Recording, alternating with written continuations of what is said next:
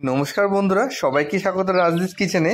আজকে চলে এসেছি আমাদের সবারই প্রিয় এবং ছোটোবেলার নস্টালজিয়া একটি রেসিপি নিয়ে। রেসিপিটির নাম হলো আমসত্ত্ব।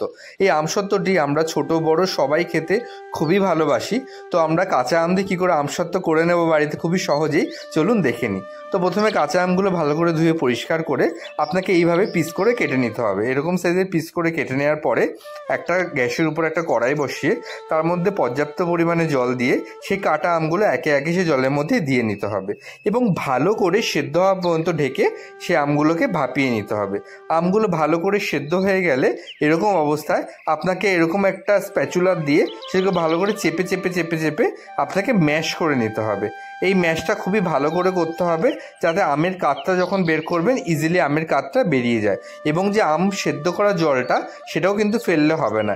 এইভাবে আমের সাথে সেই কাতটাকে ভালো করে মিশিয়ে ঘষে ঘষে আপনাকে এখানে কাতটা কিন্তু বের করে নিতে হবে। দেখুন কিভাবে কাতটা বেরোচ্ছে। আমের কাতটা ভালো করে বেরিয়ে যাওয়ার পরে যে এক্সট্রা যে ছাবড়া অংশটা থাকবে সেটাকে ফেলে দিতে হবে। অন্যদিকে কি করতে হবে, আপনাকে একটা থালাতে, যে থালায় আপনি আমসত্ত্বটা বসাবেন সেখানে সামান্য একটুখানি সাদা তেল দিয়ে এইভাবে ব্রাশ করে নিতে হবে যাতে আমসত্ত্বটা লেগে না যায়। অন্যদিকে কড়াই গরম করে এবার আপনাকে একটু ক্যারামেল করতে হবে। তো তার জন্য আপনাকে যে যেমন মিষ্টি খেতে ভালোবাসবেন, অনেকে আমসত্ত্ব একটু টক ঝাল মিষ্টি খেতে ভালোবাসে, অনেকে প্রচণ্ড মিষ্টি খেতে ভালোবাসে। তো আপনাদের মিষ্টি অনুসারে আপনারা প্রথমে একটু চিনি দিয়ে ক্যারামেল করে নেবেন এবং ক্যারামেলটা ভালো করে হয়ে গেলে ওর মধ্যে আপনার যে আমের কাতটা থাকবে সেটা আপনাকে একে একে দিয়ে নিতে হবে।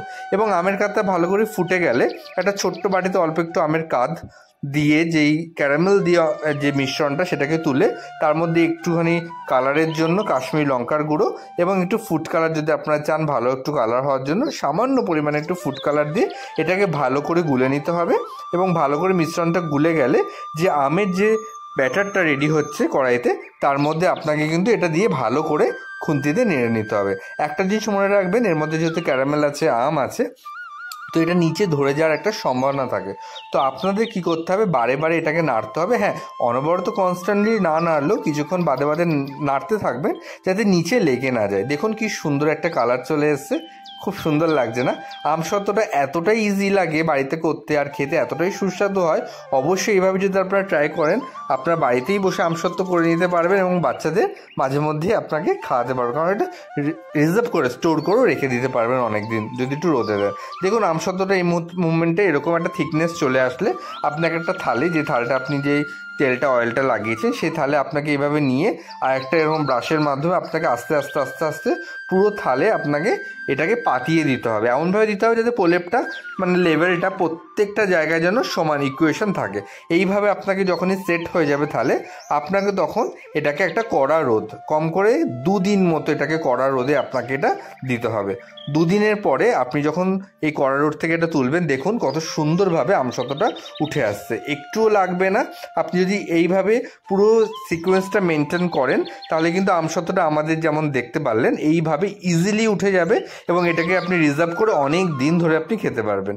আমরা আমসত্ত্বটা দেখুন কি সুন্দর রেডি হয়ে গেছে। আমরা প্রত্যেকবারই এরকম আমসত্ত্ব করে করে আমরা রেখে দিই এবং সারা বছর ধরে এটাকে খেতে পারি। তো এই আমসত্ত্বটা কেমন লাগলো আপনাদের প্রসেসটা আপনারা অবশ্যই জানাবেন এবং বাড়িতে এইভাবেই করুন, বাচ্চাদেরকে দিন, অবশ্যই সবারই ভালো লাগবে। এরকম নতুন নতুন রেসিপির জন্য আমাদের পেজটা ফলো করে দেবেন এবং ইউটিউব চ্যানেলটাকে সাবস্ক্রাইব করে দেবেন। আমরা এই দুটো স্টাইলে আমসত্ত্বটা করেছি।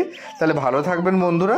আর এরকম রেসিপি আর কী কী দেখতে চান অবশ্যই আমরা জানাবেন, আর নতুন রেসিপি নিয়ে আপনাদের সামনে আমরা অবশ্যই উপস্থিত হব। ধন্যবাদ সবাইকে অনেক আমাদের এত সাপোর্ট করার জন্য। ধন্যবাদ বন্ধুরা, ভালো থাকবেন।